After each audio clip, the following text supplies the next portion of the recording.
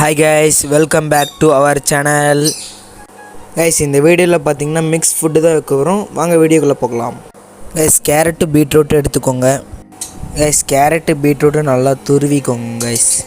Guys, குடோனுக்கு போயிட்டு பார்த்தா love பேர்ட்ஸ்லாம் நல்லா ஜாலியா இருக்குறாங்க guys.